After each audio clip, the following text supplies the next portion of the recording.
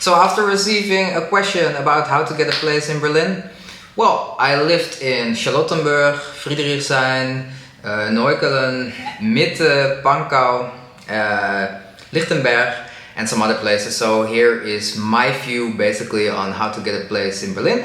And after that I will also give you some extra tips. So first of all, let's decide on what kind of person are you. Do you like clubs? Do you like nature? Do you hang around Alexanderplatz? I hope not. But this all comes into place in Berlin because the West is really different from the East. As I always try to explain to my friends, if you just go into the Ringbahn in Berlin and just go one full round, you will basically see a difference in people getting into the S-Bahn. My most important question is, where do you work? So yeah, take this into account. Of course, if you work from home, this is a little bit less important. But if you work in the West or the East and you live in on the opposite side, then deciding where you live might save you a lot of time. So for example, even now I notice for myself, I now live like 10 minutes walking from work. And although that might be harder to achieve in Berlin, when I started living in Berlin, I was living in Charlottenburg and I was working at Potsdamer Platz. So often if I would meet up with people after work, I would often chill in Kreuzberg or Friedrichshain. I would never go home in between work and meeting with my friends because it would just be a waste of time of like 1.5 to 2 hours to get around. And even if you live, for example, in Friedrichshain, if you live at the wrong spot and you want to go to Kreuzberg, it can still take you like 45 minutes or so. So, okay, let's say when you know where you're gonna work, you know a bit the areas that you like to go is also pretty important. Then the next step is finding a place in Berlin itself, and this can be the biggest challenge out there, to be honest. The housing market can be a real bitch. Of course, this goes for every big city in Europe, but especially Berlin has one great disadvantage. My brother also lived in Berlin like 10-15 years ago. When he moved here, he paid like 500 euros for like 90 square meters and everything was included.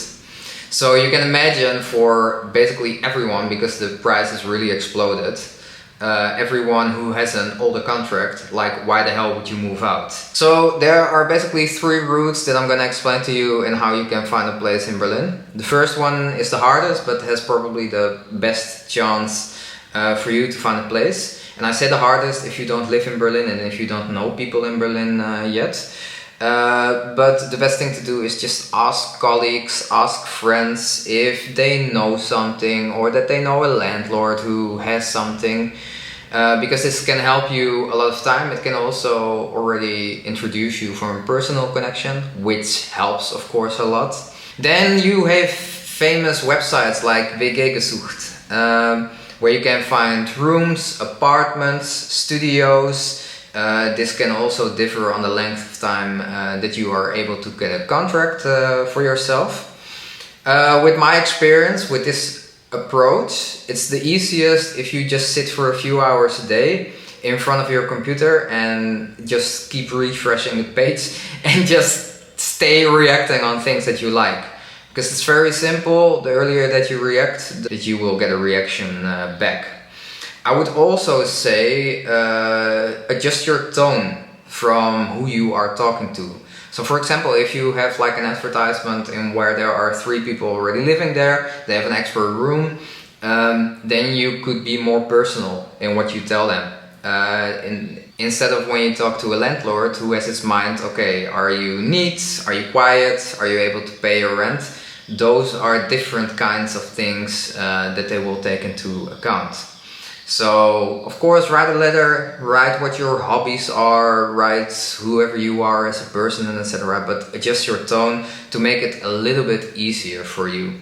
Then you also have my least favorable option, which is like websites like Housing Anywhere or Spot a Home kind of websites.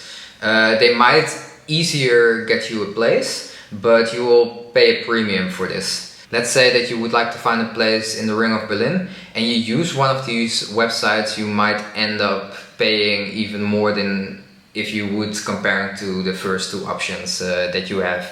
And this could really go up by 30-40%. Also, take into account that this might differ on how much salary you get, because it's quite normal for landlords or companies to ask that you earn 3 times your rent, basically. It is quite normal now for landlords or company to also ask like 2 or 3 times a deposit of the rent. So this all differs, and you need to take this into account because, well, all of this together can be quite hefty. Then I would also like to give you some tips and a few little fun stories about my experience with living in Berlin and how the housing market works. What you could also do if you want to move to Berlin but you're not sure at all where you want to live, you might not even know where you're gonna work, then you could also temporarily get like shorter options. This is where WG gesucht comes in, maybe even eBay Kleinanzeigen or Facebook, in where you have a person maybe renting out a place for like 2 weeks, a month or 2 months. So then you can get used in the city, you can find your job, and then you can, well, find out a little bit better where you want to live. The funniest thing for me is still like some apartments will come without a kitchen, which for me is always funny as fuck. Like people dragging around their kitchen after moving out and stuff is just funny. So if you don't want to have that, then make sure that you look for places that have a kitchen, because it's quite a hassle, of course, to get a kitchen in your place. Also, receiving your deposit back can take up to 6 months, and this is legally. Your landlord can hold this money with them up until like some bills come in and etc. So they can sort of make an end bill, and then you get your deposit back. So just so you know, when you move around a lot, this can also be quite hefty. You can of course talk about this with the landlord up front. Of course, check out what kind of neighborhood you are going to live in, if that fits with your way of living. So for example, when I was living in Charlottenburg, I remember I was standing outside with my roomies. I had my window a little bit open so we could hear the music that I was playing inside. Mind me, it wasn't even loud, but 5 minutes after that, all of a sudden a grumpy old lady started yelling from the other side of the street, "Nachtruhe!" which basically means like, okay, after a certain time you need to be quiet. My own personal experience is that depending on where you live, like in the East, it's a bit easier to live with others than in the West, because they might be a little bit more uptight. Lastly, if you're gonna register, if you found your place, then make sure you make an appointment on time. I remember that I went to my appointment and I started off in English like, "Hey, I would like to register here." And then the lady started screaming to me like, "Deutsch! Deutsch!"